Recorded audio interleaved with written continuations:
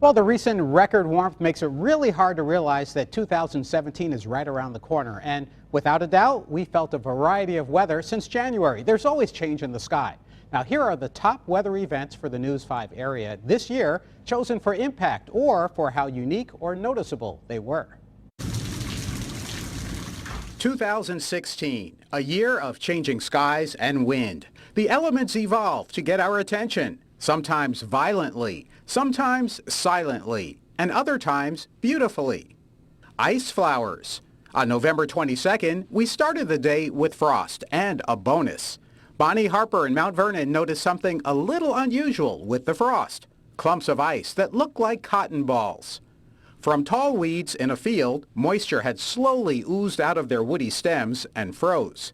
Ice had grown outward like fingernails and formed intricate and delicate shapes known as ice flowers. The drought.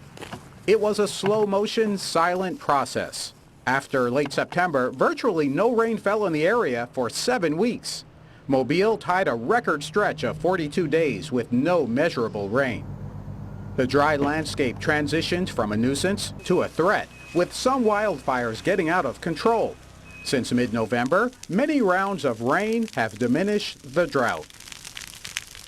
Heavy rain before the drought. From August 8th through the 12th, communities south of I-10 from Mobile County into Escambia County, Florida, got 4 to 8 inches of rain. The rain was not extreme by Gulf Coast standards, but it was a huge contrast to the drought that was to follow. Waterspouts. July 13th was a typical summer day except for some very photogenic waterspouts near Navarre Beach. They didn't move ashore or cause damage, but they were widely seen. A waterspout is a much weaker cousin of a tornado. Our year did start with real tornadoes. The Century, Florida tornado. On February 15th at 3:32 in the afternoon, a tornado touched down near McDavid, Florida.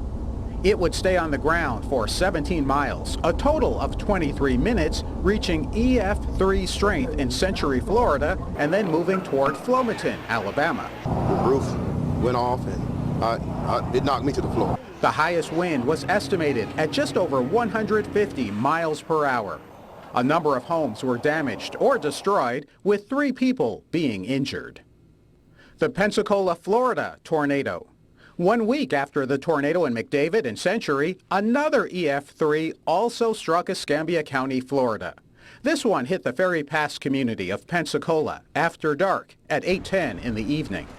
Starting on Crichton Road, the tornado left major damage along 9th Avenue. Cracking and popping sounds. You just didn't know what was happening outside. It struck the Eau Claire subdivision before hitting the Moorings Apartments, the GE plant, and the Grand Baroque townhomes. I'll go through a hurricane anytime over a tornado. Over 130 homes and apartments were destroyed, but only a few people were injured. And you could just about bet your barometer 2017 will bring a variety of change. Always something going on up there.